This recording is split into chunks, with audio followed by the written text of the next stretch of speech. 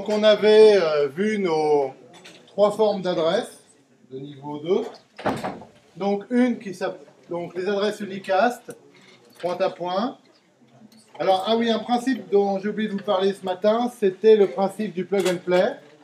C'est-à-dire qu'au niveau 2, on ne veut pas avoir de configuration obligatoire.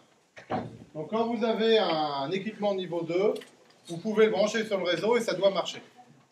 Donc c'est pour ça aussi qu'on a cette notion d'adresse construite automatiquement à partir d'un numéro de vendeur et d'un numéro de produit. Donc on a ce fonctionnement, donc on a les adresses unicast, on a les adresses de diffusion, on envoie à tout le monde, et ensuite on a donc ces adresses multicast. Alors comment on implémente ça sur une machine? Alors ce que j'ai essayé de représenter sur ce schéma, c'est en vert, vous avez une carte réseau qui va communiquer avec ce qui est en gris, votre ordinateur. Et entre les deux, vous avez un bus, donc soit directement un moyen d'envoyer vers la mémoire, ou vous avez votre interface, votre bus USB, ou ou n'importe quel type de communication entre l'ordinateur et la carte réseau. Donc, on a si on regarde l'implémentation au niveau OSI des différents modèles, eh bien, on va s'apercevoir que la carte réseau couvre un peu plus que le niveau 1. C'est-à-dire que la carte réseau va avoir évidemment le codage de l'information. Donc, si vous avez une série de 0 et 1, eh bien, on va les coder en modulation. Et donc, ça, c'est le rôle de la couche physique. Mais on va aussi avoir donc quelque chose que nous, on classerait au niveau 2, qui est le protocole MAC. Donc, Medium Access Control, c'est-à-dire le protocole qui va se battre pour avoir accès au réseau et qu'on soit le seul à pouvoir parler. Donc, ce protocole doit réagir très vite, et donc c'est pour ça qu'on est sur du hardware. On a aussi le calcul du CRC qui est fait ici, mais ça, c'est plus anecdotique. Et le niveau 2 continue au niveau de votre ordinateur. Donc au niveau de votre ordinateur, vous avez un certain nombre de drivers qui vont faire la mise en paquet ou la mise en trame des données. Donc vous avez vos données qui viennent de la couche 3, elles arrivent au niveau de ces drivers, et le driver va rajouter l'entête donc de niveau 2 par du logiciel. Et ensuite, vous donnez ça à la carte réseau qui va envoyer les données. Donc, qu'est-ce que ça veut dire? Ça veut dire que vous pouvez mettre n'importe quoi dans les champs de votre trame. Parce que c'est du logiciel, donc vous pouvez soit modifier le logiciel, soit avoir des fonctions qui vous permettent de mettre des valeurs particulières. Donc, ça revient à ce que je disais ce matin, c'est-à-dire que quand vous ne pouvez pas vous baser sur une sécurité sur les adresses que vous allez retrouver dans les trames, parce qu'elles sont mises par du logiciel, et donc n'importe quel méchant peut modifier ce logiciel. Donc, voilà ce que je viens de dire. Donc, au début, vous recevez une donnée de la couche supérieure et on vous dit de les mettre. Donc la couche supérieure vous dit ça c'est pour la machine 1. Une première étape, vous allez lire votre adresse MAC dans la carte. Donc là vous allez voir quelle est votre propre adresse. Ensuite, vous créez la trame, donc en mettant votre adresse MAC vers l'adresse MAC du destinataire qui vous a été fournie par l'application. Et ensuite, on donne ça à la carte qui va dérouler son algorithme MAC pour se battre pour gagner l'accès au support. On envoie la trame sur le support. Et comme on est ici en représentation d'un bus à diffusion, eh bien l'ensemble des équipements va recevoir la trame. Donc, que font les machines 2 et 4? Elles ne reconnaissent pas leur adresse MAC et donc détruisent la trame. La machine 1 reconnaît son adresse MAC, donc remonte la trame vers les couches supérieures. Donc ça veut dire qu'ici, on n'a pas, sur les machines 2 et 4, on n'a pas utilisé le CPU de la machine. On est resté sur la carte réseau, il n'y a eu aucune communication vers la machine, donc c'est totalement transparent que l'on ait émis ou pas des paquets. Par contre, sur la machine 1, eh bien, comme on a reconnu l'adresse, on envoie l'information vers le CPU, et donc là, il y a déjà des recopies de données entre la carte et l'ordinateur, et ensuite on a un traitement au niveau de l'ordinateur de ces données. Ce qui est logique, vu qu'on adresse des données au destinataire. Donc ça, c'est pour le mode unicast, le mode le plus généralement utilisé sur Internet, sur Ethernet. Ensuite, en diffusion, bah, même truc, on cherche son adresse MAC, on le fait une fois, et ensuite on envoie en diffusion sur le réseau. Donc tout le monde reçoit l'information, et tout le monde, donc ici on a une trame, alors ça devrait être FF ici et pas M, donc on l'envoie en diffusion, et tout le monde reçoit la trame, et tout le monde la remonte vers les couches supérieures.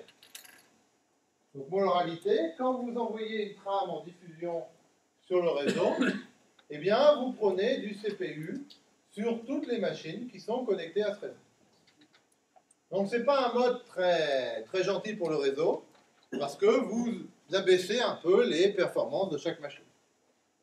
Par exemple, si vous décidez de diffuser un film sur le réseau, je vais vous dire, ben on va, comme j'ai 2 utilisateurs qui sont intéressés, au lieu d'envoyer 2 fois le flux sur le réseau, je vais utiliser l'adresse de diffusion pour l'envoyer, tout le monde le recevra, et mais j'enverrai qu'une seule fois sur le réseau. Ben, ce n'est pas un bon choix, parce que vous allez avoir toutes les autres machines qui sont connectées à ce réseau, qui vont devoir éliminer le flux vidéo. Et donc vous prenez des ressources sur ces machines. Donc c'est pour ça qu'on a le mode de fonctionnement multicast. Et dans le mode de fonctionnement multicast, qu'est-ce que l'on fait? Eh bien, on crée un groupe multicast, alors que j'ai appelé @m ici, et les machines qui sont intéressées par le groupe multicast vont s'abonner, c'est-à-dire envoyer un message à la carte réseau pour dire « Je suis intéressé par ce groupe multicast ». Donc quand vous diffusez l'information sur ce groupe multicast, eh bien, les machines qui se sont abonnées vont recevoir l'information parce que la carte réseau va la laisser passer, et les machines qui ne se sont pas abonnées, eh bien, le paquet va être rejeté comme un paquet qui ne leur est pas destiné. Donc là, on ne prend des ressources CPU que sur les équipements qui se sont abonnés à ce groupe multicast. Donc ça, c'est un intérêt de ce mode de fonctionnement. Ça permet d'optimiser le traitement dans les ordinateurs non intéressés. Donc ça, c'est le multicast. Alors, il reste un dernier mode de fonctionnement qu'on appelle le mode promiscuous. Et dans le mode promiscuous, qu'est-ce que l'on va faire? Eh bien, on va enlever toutes les règles de filtrage. Donc, généralement, vous devez être super utilisateur pour faire ce genre de choses. Donc, vous dites à votre carte réseau, je ne veux plus que tu filtres les paquets. Et donc, dans ce cas-là, tout le trafic qui circule sur le réseau sera renvoyé à cette carte réseau. Alors, ça peut avoir plusieurs intérêts. Un intérêt, c'est par exemple quand on veut faire un pont, donc on verra ce que c'est par la suite, eh bien on doit récupérer tout le trafic. Ben là, c'est facile de faire un pont, on met sa carte en mode promiscuous et on récupère tout le trafic. L'autre intérêt, c'est par exemple, vous ne comprenez pas pourquoi vos protocoles ne marchent pas. Eh bien, vous mettez une machine ici, vous lancez un protocole comme TCP/dump ou Wireshark sur votre machine. Cette application va mettre la carte en mode promiscuous et vous allez pouvoir voir tout le trafic qui circule sur le réseau. Donc de cette manière-là, vous allez pouvoir analyser les trames, analyser les paquets et voir pourquoi ça marche ou pourquoi ça ne marche pas. Alors, troisième intérêt, si vous voulez attaquer un réseau, c'est un mode très agréable parce que vous voyez tout ce qui se passe et s'il y a des mots de passe qui circulent en clair, eh bien, vous pouvez les récupérer. Alors, quand on est sur Ethernet, c'est de moins en moins gênant parce que ici, au lieu d'avoir un bus partagé, on va avoir un commutateur et le commutateur va filtrer les données. Ce qui fait que si vous mettez votre PC en mode promiscuous, vous ne verrez pas grand-chose parce que le commutateur en face de vous ne vous enverra que ce qui est nécessaire. Donc, vous ne récupérerez pas les mots de passe. Par contre, si ici vous considérez qu'il s'agit d'un réseau Wi-Fi et que vous êtes protégé avec une protection qui s'appelle WEP, vous connaissez tous les clés WEP, eh bien, c'est équivalent à un bus. Et donc, si vous vous connectez avec votre ordinateur en Wi-Fi et vous tapez un mot de passe en clair, donc sans chiffrement, HTTPS ou autre, eh bien, n'importe quel autre utilisateur qui connaît la clé web peut récupérer vos données en clair. Donc là, c'est un peu moins rigolo d'un point de vue sécurité. Donc, c'est un mode de fonctionnement. Généralement, il faut être super utilisateur pour y avoir accès. Mais quand vous lancez un Windows, vous êtes par défaut super utilisateur. Et donc, vous y avez accès. Donc, juste une question, avant de voir les questions officielles. Si je suis en mode promiscuous et que j'ai une trame avec un CRC qui est faux, qu'est-ce que va faire la carte? Est-ce qu'elle remonte la trame avec le faux CRC ou est-ce qu'elle la jette? Elle ne remonte pas l'information parce que par défaut, avec ces outils, les cartes réseau vont toujours rejeter l'information qui est un faux CRC. Donc ça veut dire qu'on n'a pas un vrai outil de diagnostic du réseau. Vous n'allez voir vraiment, avec, si vous mettez un analyseur réseau ici, vous ne verrez que les trames correctes. Donc ça vous permettra de débugger des protocoles de niveau 3, etc. Mais au niveau Ethernet, si vous avez un taux d'erreur important, eh bien vous ne verrez pas les trames erronées. Donc ce n'est pas un outil complet de diagnostic, mais ça aide pour surtout l'analyse des protocoles. Alors, à vous de jouer. Est-ce qu'on peut faire du multicast avec une Mac 16? Qui a dit oui? 2. Qui a dit non? 3. Qui a dit non? 3. 4. Ok, la minorité a raison. On peut faire du multicast avec une Mac 16. En fait, qu'est-ce que l'on a avec une adresse Mac 16? On a un bit qui nous dit ici si c'est individuel ou de groupe. Ici, donc, ici, il suffit de prendre le bit à 1 ici et avoir un autre bit au moins à 0 dans la suite, et on a une adresse de multicast. Donc ça, il n'y a pas de problème. Est-ce qu'on peut faire une adresse locale avec le bit local à 0? Ben oui, on peut. Hélas, parce que ça veut dire qu'on peut usurper l'adresse de quelqu'un d'autre. Alors, est-ce que c'est une adresse de broadcast? Non, c'est une adresse de multicast. On a au moins des bits à 0. Est-ce qu'il est possible de faire... Oui? Ça ne peut pas être. Quoi? Ça? Si les autres ont 01, 02, 03, 04, 06, avec un FF, on peut envoyer à tous ceux qui ont. Pour envoyer à tous, il faut que tout soit FF. Oui. S'il y a au moins un bit à 0, il faut que les autres... Donc en gros, si on veut une autre définition de multicast, on est abonné explicitement, ou implicitement, pardon, au groupe FF. Ceux qui ont 01, 2, 3, 4, 5, 6. Oui, mais le premier qui change. Le premier, c'est-à-dire Le FF. Oui. Et ceux qui ont 01, 2, 3, 4, 5, 6. Oui. Tous, ils ont ça. Mais le premier bit, c'est celui qui change. On ne peut pas envoyer un peu ça. Non, parce que l'adresse broadcast implique que tout est égal à. Tout est égal à. Ouais. Donc, Même si les autres, c'est les mêmes. Bah, les autres, c'est-à-dire De 1, 2, 3, 4, 5, 6. bah, ça veut dire que c'est du multicast.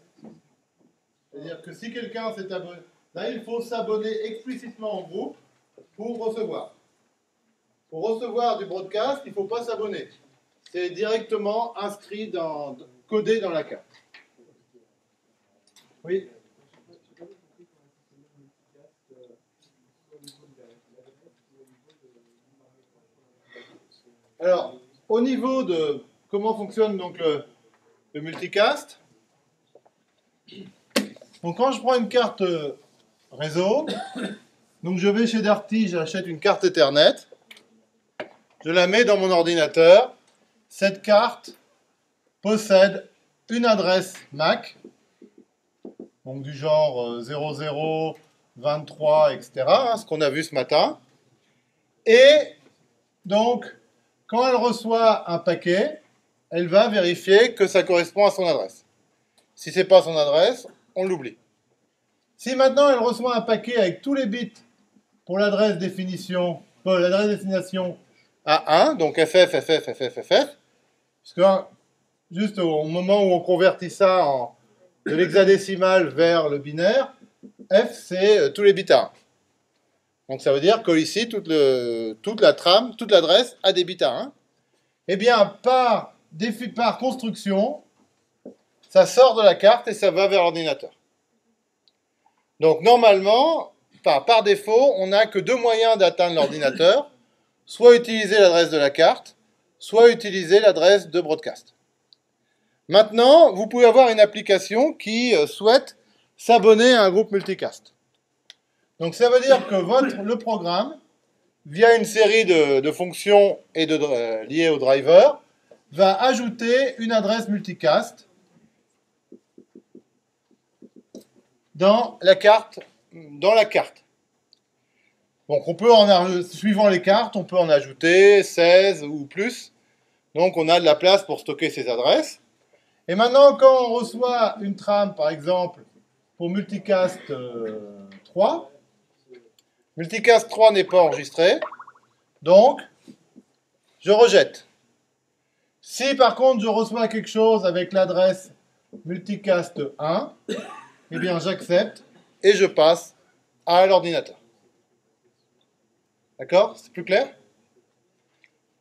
Donc, si je prends l'adresse FF 01, 02, 03, 04, 05, quand je l'écris en binaire, ça me fait F, ça me donne ça, F, ça me donne ça, 0, ça donne ça, 01, ça donne ça, etc., etc.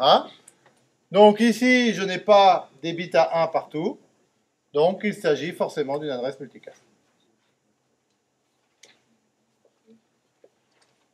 Alors, est-ce qu'on peut forger ou simuler ou configurer, voler une adresse MAC d'un autre équipement? Ah oui. Puisque je peux mettre n'importe quoi, en particulier, je peux mettre des adresses avec le bit universel à 0. Donc j'ai le droit de mettre n'importe quelle valeur binaire de 48 bits pour mon adresse MAC.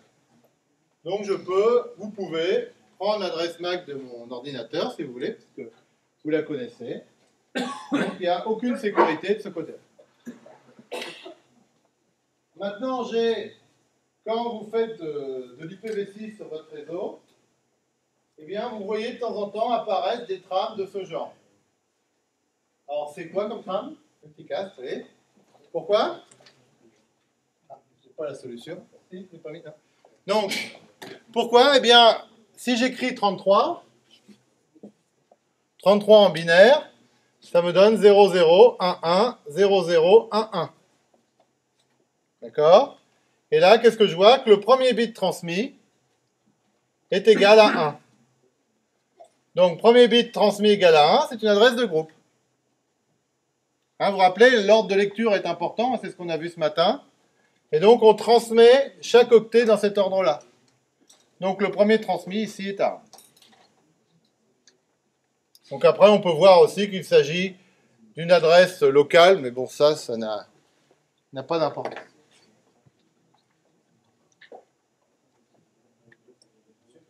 Oui. Le deuxième bit, là? La deuxième question, c'est ici. Alors, ça veut dire que si je reviens sur ce point, donc je vais redessiner ma carte Ethernet. Donc, si je dessine ma carte Ethernet, je vous ai dit, elle a une adresse MAC qui est donnée.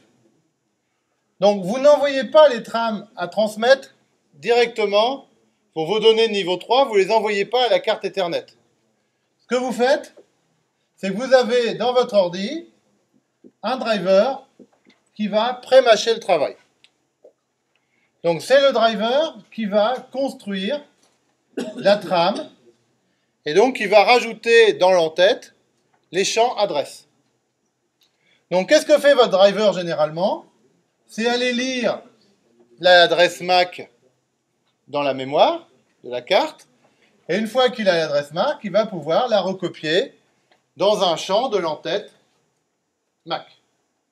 Et donc, quand il enverra sa trame, eh bien, il enverra avec l'adresse qui a été préconfigurée. Donc ça, c'est le comportement par défaut. Maintenant, vous pouvez intercepter ici, par exemple sous Linux avec une commande ifconfig, et vous dites, mon adresse MAC, je ne veux plus que ça soit l'adresse MAC par défaut, mais par exemple 00, 23, etc. Donc, votre ordi, votre driver mettra l'adresse que vous avez configurée comme adresse source à la place de l'adresse MAC. Et ici, il n'y a aucun contrôle. De toute façon, ça ne servirait à rien, vu que si vous aviez vraiment la volonté de le changer, vous pourriez le changer. Il n'y a aucun contrôle pour forcer que le bit local soit 1. Donc là, j'ai le droit de mettre une adresse comme 0023 où le bit local n'est pas à 0, n'est pas à 1. Alors ça peut avoir un intérêt, par exemple, je ne sais pas, vous voulez changer d'ordinateur sur le réseau, mais vous avez votre carte Ethernet qui ne marche plus, vous en changez, mais vous ne voulez pas changer, pour des raisons quelconques, l'adresse MAC de la machine. Et bien, de cette manière-là, vous pouvez reprendre l'adresse MAC d'une ancienne machine. Donc ça vous donne une petite souplesse de ce côté-là, mais par contre, ça bloque toute sécurité basée sur l'adresse MAC. Oui? Elle est gravée en dur ici, mais elle n'est pas directement mise par la carte Ethernet. Elle est mise par le driver. Donc le driver va d'abord lire l'adresse MAC et ensuite la recopier dans la trame. Et donc moi, je peux changer le paramètre et au lieu de prendre l'adresse qui est gravée ici, qui ne change pas, mettre ce que je veux à la place. Et donc à ce moment-là, je fais ce que je veux.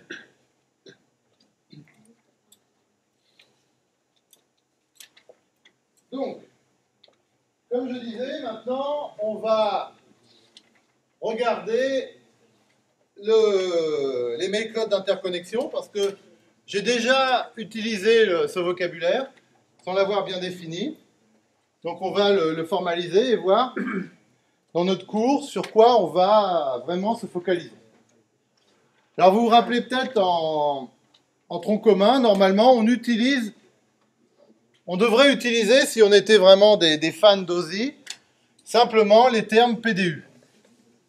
Vous vous rappelez ce que veut dire PDU? Presque. Protocol Data Unit.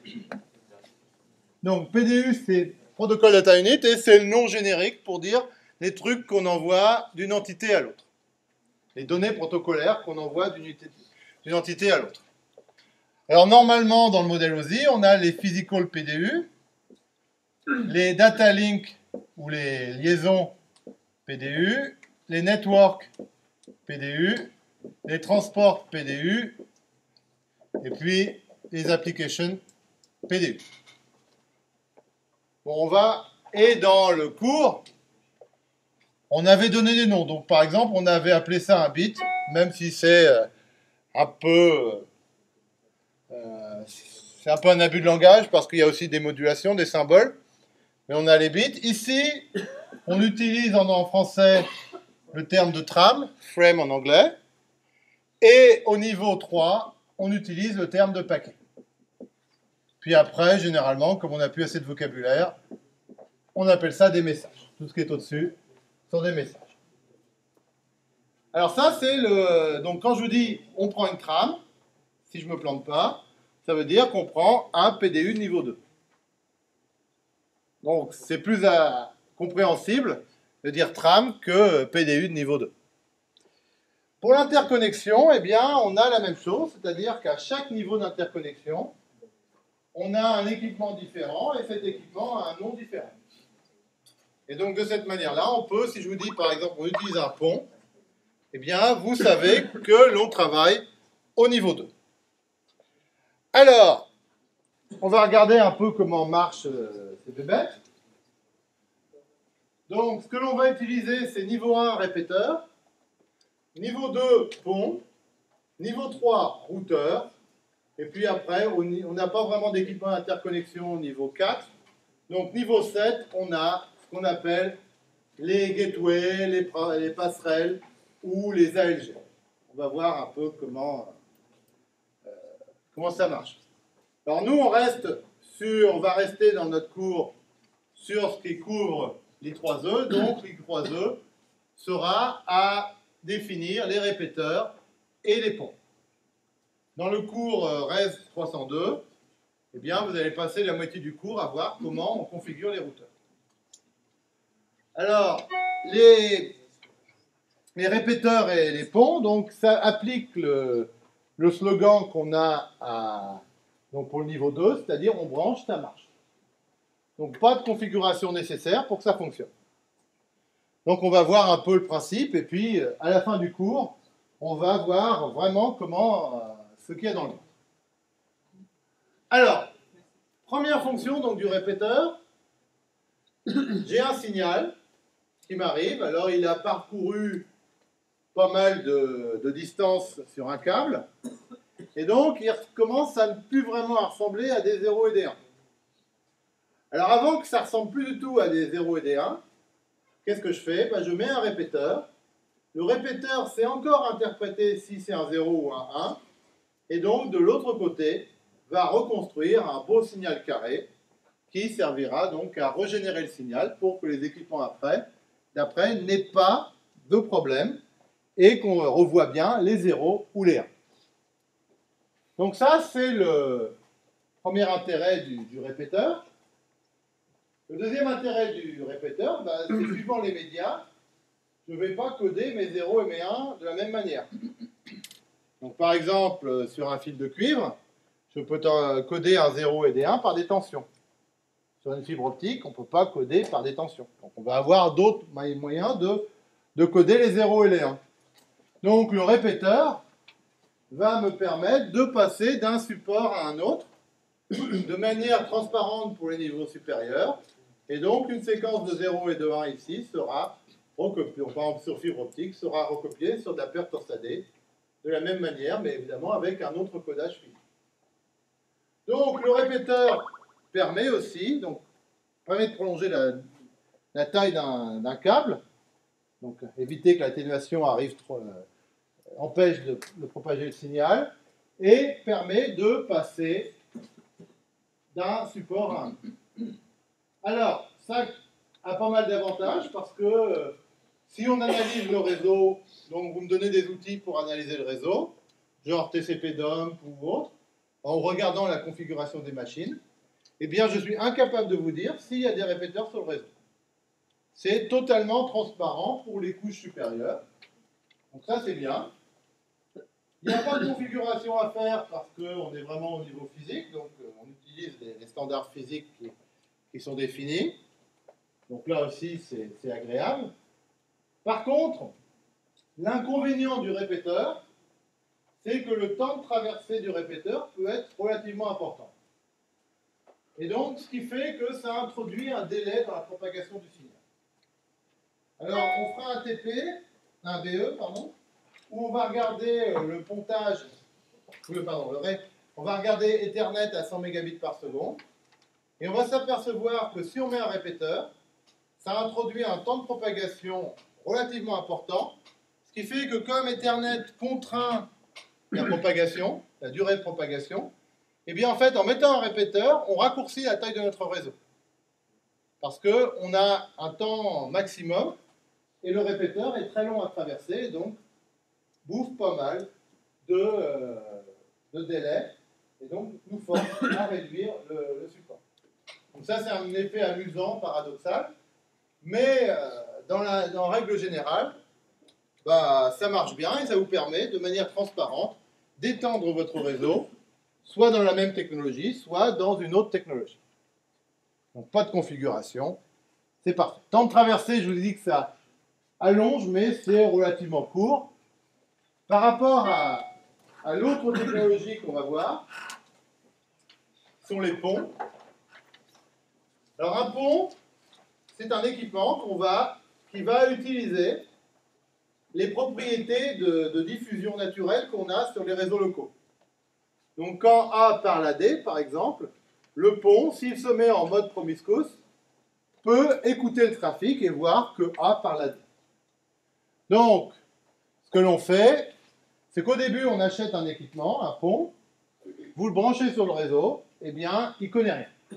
Il n'est pas configuré, et suivant le principe que l'on a niveau 2, on n'a pas à le configurer pour qu'il marche. C'est à lui de se débrouiller pour que ça marche tout seul. Donc, qu'est-ce qu'on voit, par exemple, ici, A est égal à C. L'interface du pont est en mode promiscuous. Donc, le pont, en voyant sur cette interface une trame de A vers C, va lire l'adresse source ici et va pouvoir apprendre que A se trouve sur cette interface. Donc, le pont a recopié en mémoire la trame et l'analyse, donc apprend que A est sur cette interface, par contre, n'a aucune idée de la position de C. Donc, dans le doute, il va la recopier de l'autre côté. Donc, vous voyez ici, hein, les stations B, D, F, etc. vont rejeter la trame parce que ce n'est pas leur adresse. Donc là, on a fait une copie inutile sur cette partie du réseau.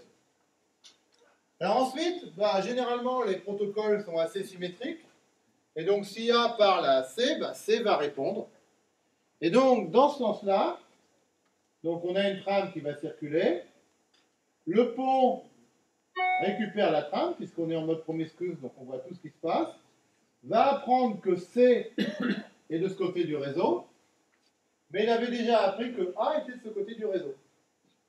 Donc, cette fois-ci, ça ne sert à rien de le transmettre de l'autre côté. Donc là, on a filtré. On empêche le trafic sur cette partie du réseau d'aller sur l'autre partie du réseau. Donc l'intérêt, c'est que l'on va limiter la charge. Donc, à part le trafic qui va traverser, par exemple ici, F envoie une trame vers A. Donc le pont ici récupère en mode promiscuous l'information. Donc localise F. Comme il savait que A était de l'autre côté du réseau, accessible via cette interface, il va copier le message uniquement sur cette interface. Donc si notre pont avait 2 ou 3 autres interfaces, eh bien, le message ne serait pas copié sur ces autres interfaces. Donc, si j'ai par exemple, on prend un Ethernet à 10 mégabits, un Ethernet parfait, on verra. Si j'ai par exemple un trafic de 7 mégabits entre A et C et 7 mégabits entre E et G, si j'ai un trafic de... Donc, déjà, ça fait 14 mégabits, j'ai que 10 mégabits de capacité, donc le pont va me permettre à ces trafics de passer. Maintenant, si j'ai 2 mégabits entre G et C, eh bien pareil, je pourrais les faire fonctionner sur les autres côtés, parce que j'aurai, bon, ça c'est des valeurs théoriques, on ne peut jamais les atteindre, mais j'aurai 9 mégabits de chaque côté. Donc ça va me permettre, au lieu d'avoir une charge complète donc de 14 et 2, 16 mégabits par seconde, que j'arrive à écouler sur mon réseau, bien que les liens ici soient qu'à 10 mégabits par seconde. Donc ça c'est l'intérêt du pont, c'est que le pont va nous permettre de diminuer la charge totale du réseau en filtrant des trafics qui ne sortiront pas d'une zone. Donc ça, c'est l'intérêt. Deuxième intérêt, bah, ça permet aussi de faire un peu de sécurité. Si j'ai ici le réseau des profs avec un PC et une imprimante, et ici le réseau des élèves, eh bien les élèves auront beau mettre leur PC en mode promiscuous, ben, ils ne verront pas ce que j'imprime sur l'imprimante. Parce que le pont va filtrer ce trafic. Ça, c'est intéressant. Alors, par contre, si vous voulez peut-être l'avoir, vous pouvez envoyer des trams Mac avec mon adresse, et à ce moment-là, vous pouvez peut-être récupérer une partie du trafic, mais c'est assez pénible. Donc, on a cet avantage de filtrage. On a une transparence du pont, c'est-à-dire que je n'ai pas besoin de le configurer. Et les stations ici n'ont pas à savoir quand A envoie vers C ou quand A envoie vers S, elles l'envoient naturellement sur le câble. Et c'est le pont qui va prendre la décision de copier ou pas. Donc on reste transparent au niveau des configurations. Alors, l'autre intérêt, c'est qu'on peut passer d'une technologie à une autre. Par exemple, je peux avoir ici un réseau Ethernet et de l'autre côté un réseau Wi-Fi. Et on peut ponter entre les deux. Alors c'est un peu plus compliqué, on verra par la suite, on verra des exemples, parce que le format des trams est différent entre Ethernet et Wi-Fi. Donc il faudra réarranger l'information, ajouter des choses ou en retirer. Par contre, comme le format d'adresse est le même, eh bien le pontage est possible. Si le format d'adresse était différent, eh bien on ne pourrait pas faire le pontage. Donc voilà, donc le pont, c'est pas mal, ça a pas mal d'avantages. Alors le temps de traverser du pont est légèrement supérieur parce qu'on est dans un mode de fonctionnement store and forward, donc stockage et retransmission, ce qui fait que je stocke complètement la trame avant de la recopier de l'autre côté. Donc ça veut dire que le délai de traversée du pont va être supérieur au délai de traversée du répéteur, où là on ne stockait que quelques minutes. Ensuite, oui. Est-ce que chaque point est relié tous à un même point du pont ou chaque, par exemple, C est relié ici, H est relié ici? Alors, ça c'est une bonne remarque. Ici, la techno que j'ai présentée ici, c'est basée sur une vieille techno Ethernet. Donc, on a ici un bus. Donc, toutes les stations sont connectées sur le bus.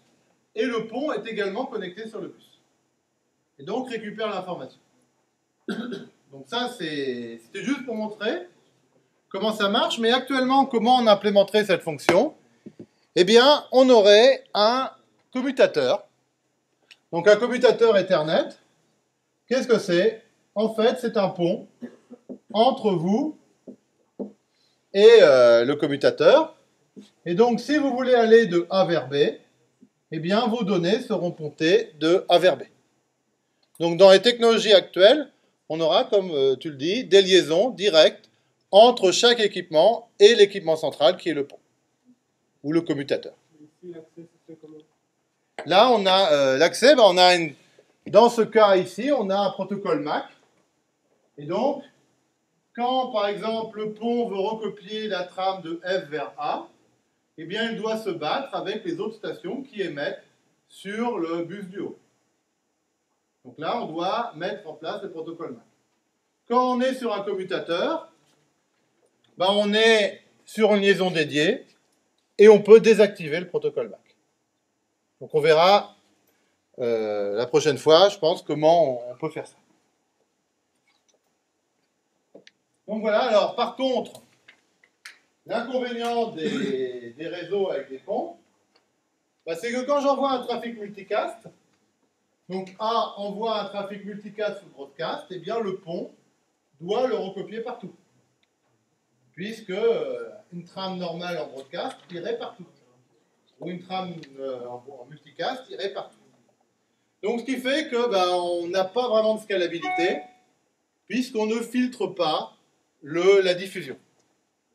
Donc on ne peut pas faire des très très très très grands réseaux à base de ponts. Parce qu'on se récupère tout le trafic en diffusion dans tout ce qui est émis dans tous les coins du réseau.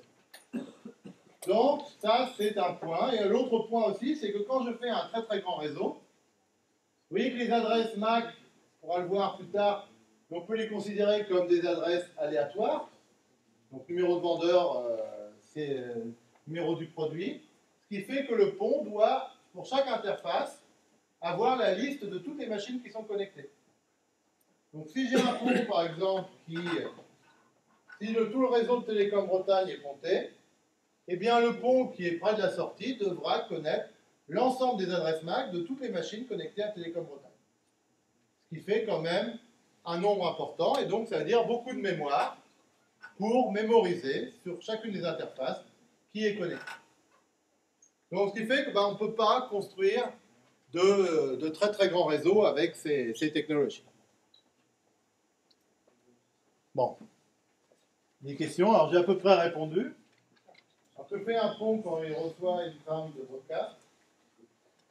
Donc, il la copie sur toutes les autres interfaces. Est-ce qu'un pont peut changer le format de trame? Oui. Par exemple, on l'a vu entre Ethernet et Wi-Fi, ou entre Ethernet et une autre technologie 802.3, E802, eh bien, on pourrait donc changer le format. La seule contrainte, c'est que les adresses soient les mêmes des deux côtés. Donc, le format d'adresse soit le même et qu'il n'y ait pas à faire une transformation de l'adresse en autre chose. Est-ce qu'un pont marche ou ne marche pas quand les vitesses sont différentes? Par exemple, j'ai un Ethernet 100 mégas d'un côté, un Ethernet 10 mégas de l'autre. Est-ce que je peux ponter l'information d'un réseau à l'autre? Oui. Pourquoi? Voilà, il a le stock. Est-ce que je peux répéter si j'ai un Ethernet 100 mégas et un Ethernet 10 mégas?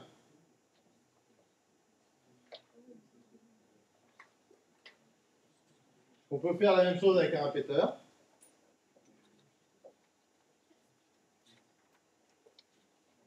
Non, parce que là, les bits arrivent. Donc, par exemple, je suis sur un réseau à 10 mégabits par seconde. Donc, je vais recevoir les bits à une certaine vitesse.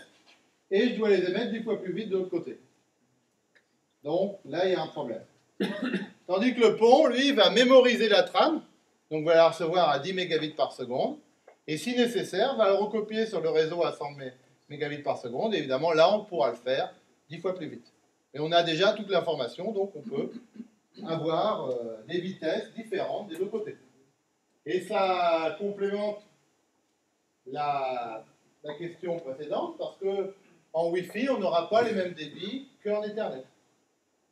Donc, en théorie, on a du 11 mégabits par seconde ou du 54 mégabits par seconde. Et de l'autre côté, on peut avoir, donc en Wi-Fi et en Ethernet, on peut avoir un 10 mégabits par seconde. Donc, parce qu'on a déjà stocké l'information, on peut la retransmettre à n'importe quelle vitesse quand on a besoin de le retransmettre. Est-ce qu'un pont est limité à deux interfaces? Non. Peut en avoir... Oui, pardon. Pardon? Il n'y a pas que Ethernet et Wi-Fi comme interface? Enfin, pas deux types d'interfaces. C'est, est-ce que je peux par exemple avoir un pont qui a 3 ou 4 connexions vers des réseaux Ethernet? Alors, bon, dans la vraie vie, on peut avoir que de l'Ethernet et du Wi-Fi, mais par exemple en ADSL, ce que vous faites, c'est quand vous prenez un modem, pas un routeur ADSL, mais quand vous avez un routeur ADSL, vous créez une liaison PPP, point-to-point, entre votre modem et un DSLAM. Et le trafic qui va circuler sur votre réseau Ethernet va être ponté vers le DSLAM. Donc ici, c'est un exemple où je ponte vers une autre technologie que Wi-Fi ou Ethernet. Donc on peut faire ce que l'on veut, tant que les adresses sont les mêmes. Donc, j'ai perdu. Donc, est-ce qu'on peut avoir plus de deux interfaces? Oui. on peut monter à 4 ou 5 ou 4 ou 6 interfaces sur un pont. Par contre, on va vite être bloqué par des problèmes de scalabilité. En fait, un pont, qu'est-ce que c'est? C'est un PC. Donc, vous avez un CPU et vous avez, par exemple, dans ce cas-là, 4 cartes Ethernet. Et vous allez avoir un programme. Donc, vous mettez toutes vos cartes en mode promiscuous pour récupérer tout le trafic. Et vous allez avoir un programme qui va scruter chacune des cartes pour savoir s'il y a des données reçues et les recopier, si nécessaire, vers une autre ou vers toutes les cartes. Donc ça, on a des performances limitées. Par contre, quand on prend je ne sais pas si c'est mon portable qui... Là. Par contre, quand je prends un commutateur, eh bien, le commutateur, je vous ai dit, avait la fonction de pont. Donc un commutateur ou un pont, ça va être équivalent. Donc on a les mêmes fonctionnalités. Par contre, sur un commutateur, je peux connecter, mettons, jusqu'à 48 équipements.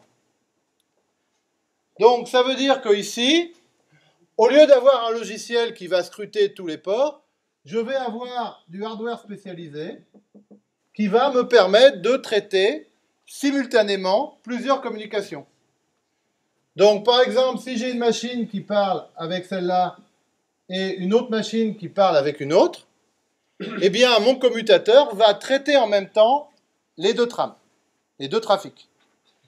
Si je suis sur un pont, eh bien, mes trames seront traitées l'une après l'autre. Donc là, je n'aurai pas de parallélisme. Je vais créer une séquentialité sur un pont logiciel, sur un commutateur. Je peux profiter du parallélisme. Mais par contre, fonctionnellement, eh bien, on retrouvera les mêmes mécanismes entre un pont et un commutateur.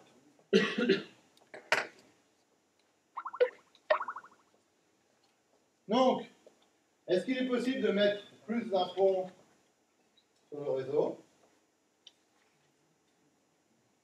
Alors, qui dit oui? Qui dit non? Alors, vous avez tous raison. Ça dépend comment on fait. C'est-à-dire que si je garde une structure de graphe avec mes ponts, ça marche bien. Donc, par exemple, si je n'ai qu'un chemin pour aller d'un point à un autre, par une structure d'arbre dans mon réseau, eh bien, ça marche bien. Par exemple, ici, je n'ai qu'un chemin pour aller d'un point à un autre. Donc, si j'ai une machine A ici, une machine B, une machine C, une machine D, une machine E et une machine F, eh bien, mon pont va apprendre qu'ici, on a A et B, qu'ici, on a C, D, E, F. Ce pont-là va apprendre qu'on a A, B, C, D, et ici, on a E, F. Donc là, ça va fonctionner correctement. Donc, je peux mettre plusieurs ponts sans problème. Par contre, si je crée un graphe avec mes ponts, c'est-à-dire j'en rajouterai un ici, eh bien, dans ce cas-là, qu'est-ce que je fais? Je crée une boucle. Et donc, une trame qui va être émise ici va être recopiée par ce pont sur ce réseau et va être recopiée sur ce réseau par cette pont qui va le recopier. Donc, on va avoir une trame ici qui va être ensuite recopiée par ce pont, ainsi de suite. Donc, ici, si je mets trop de ponts, que j'ai plusieurs chemins pour aller d'un point à un autre, donc une structure de graphe, eh bien, ça ne marche plus. Si je reste avec un seul chemin possible pour aller d'un point à un autre, donc une structure d'arbre, alors ça marche. Donc à vous de faire attention quand vous connectez les ponts, mais rassurez-vous, vous avez des fusibles, entre guillemets, des fusibles logiciels qui font que si vous créez cette structure de ce graphe, eh bien, vous avez un protocole qu'on appelle spanning tree, qu'on verra à la fin du cours, qui va désactiver une interface, on verra laquelle, et en désactivant cette interface, ici, dans cet exemple-là, on casse la structure de graphe, on revient à une structure d'arbre, et le réseau se remet à fonctionner. Donc, on a ce danger, mais c'est prévu, et dans les ponts ou les commutateurs, donc on a ce protocole appelé spanning tree, qui permet de résoudre le problème. Alors, rapidement, si on monte au niveau des couches, on a donc le routeur. Le routeur, c'est un équipement de niveau 3. Donc, je ne vais pas rentrer dans les détails parce que c'est du cours REST 302. Mais en gros, ici, dans le routeur, on va fonctionner sur un adressage logique. Dans le pont, on se base sur l'adressage MAC, donc ce qui nous est donné dans les cartes des machines. Et donc, on n'a aucune logique. Donc, le pont va être obligé de mémoriser, de lister l'ensemble des machines qui sont accessibles par une interface. Sur un routeur, ce que l'on va faire, c'est utiliser la propriété dont j'ai parlé tout à l'heure, qui était l'adressage hiérarchique au niveau 3. Et donc, ce que l'on va dire, c'est toutes les machines dont l'adresse commence par cette valeur sont accessibles sur cette interface. Donc, de cette manière-là, je ne mets qu'une entrée dans mon routeur pour dire un ensemble de machines. Et donc, je vais pouvoir définir un nombre X de machines par une seule entrée. Donc ceux qui connaissent un peu les configurations du routeur, par exemple, vous faites dans votre réseau, quand vous configurez un routeur, vous pouvez dire la route par défaut, c'est l'ensemble des machines. Donc je connais ce qui est dans mon lien, sur mon réseau, c'est les machines dont l'adresse commence par ça. Donc les 24 premiers bits sont connus. Donc je peux les joindre par ma carte Ethernet. Et tout le reste de l'Internet, eh bien, je peux le joindre en envoyant à cet équipement qui s'appelle un autre routeur qui, lui, doit en savoir plus. Donc, ce qui fait que, vous voyez, en 2 entrées, je définis toutes les machines de l'Internet. Si j'avais une fonction de pontage, eh bien, je serais obligé de donner l'adresse MAC de l'ensemble des machines de l'Internet. Ce qui est évidemment impossible à faire. Alors, en contrepartie, il faut réfléchir à l'adressage. On ne peut pas donner au hasard des adresses. Donc, quand vous allez configurer une machine, vous allez lui donner son adresse. Le routeur, vous devez lui apprendre aussi cette configuration. Donc, ça veut dire qu'au niveau 3, ici, au niveau du routeur, on va être obligé, vous achetez un routeur chez Carrefour, vous le branchez sur votre réseau, et bien, il ne marchera pas. Vous allez devoir le configurer. Donc là, on a un effort à faire, mais en contrepartie, on peut construire un réseau mondial. Un pont, on n'a aucun effort à faire, mais on a une limite dans la taille du réseau que l'on peut faire. Alors après, les routeurs, entre eux, peuvent s'échanger des informations avec des protocoles de routage, mais c'est en dehors du cours. Alors ce qui est important de voir, c'est que en fait, pont et routeur, ça ressemble énormément. On verra plus tard qu'à la fin du cours, qu'on a des équipements qui font à la fois des fonctions de pontage et des fonctions de routage en même temps. Donc ça, c'est tout à fait possible. Mais bon, pour l'instant, on va bien séparer les 2 équipements. Alors, dernier élément, donc les passerelles, qu'on appelle gateway. Alors, il faut faire attention avec Microsoft, parce que dans certaines configurations de Windows, vous avez le mot gateway qui apparaît pour dire routeur. Vous avez même dans Internet des protocoles qui s'appellent, par exemple, quand je parle d'un IGP, c'est Internet Gateway Protocol, mais c'est un protocole de routage. Donc le mot gateway, il y a quelques années, était utilisé aussi pour des routeurs. Donc ça met quelques confusions. Mais ici, on va l'employer donc au niveau applicatif. Donc l'intérêt de la gateway, c'est qu'on est très proche de l'application. On est au niveau 7. Donc on sait ce qui se passe au niveau applicatif. Donc on va pouvoir analyser le protocole. Alors ça a plusieurs intérêts d'analyser le protocole applicatif. C'est par exemple pour passer d'un type de protocole à un autre. Vous verrez par exemple qu'en téléphonie on a le protocole SIP qui est utilisé, mais vous avez des téléphones qui peuvent utiliser une autre norme. Eh bien en mettant une gateway, vous êtes capable d'interpréter le protocole SIP et le transformer dans une autre norme. Donc un message type peut générer plusieurs messages dans l'autre norme, ou vice-versa. Donc là, c'est vraiment lié à l'application. Donc, c'est très dur de donner des exemples précis. Il faut vraiment étudier les protocoles applicatifs. Alors, on peut s'en servir aussi avec le même protocole de chaque côté. C'est par exemple ce qu'on appelle des proxys. Alors, on l'utilise pour le web. Vous faites une requête web sur votre ordi. Vous allez interroger un équipement que vous pouvez contacter, qui est le proxy, et le proxy reposera la question à l'extérieur. Ça vous permet de changer de protocole de niveau 3. Par exemple, à la Méselle, vous avez un adressage privé, et vous passez, grâce au proxy, sur un plan d'adressage public. Donc ça, c'est une solution. Vous avez de l'IPv4 d'un côté, vous avez de l'IPv6 de l'autre. Eh bien, vous pouvez comme ça passer d'une version de protocole tout en restant sur le même protocole au niveau applicatif. Vous avez aussi la possibilité de filtrer. Par exemple, si vous voulez autoriser le web et interdire d'autres services, eh bien, si vous vous basez uniquement sur les numéros de port, eh bien, vous pouvez tricher et utiliser ce numéro de port pour faire autre chose que pourquoi il est prévu.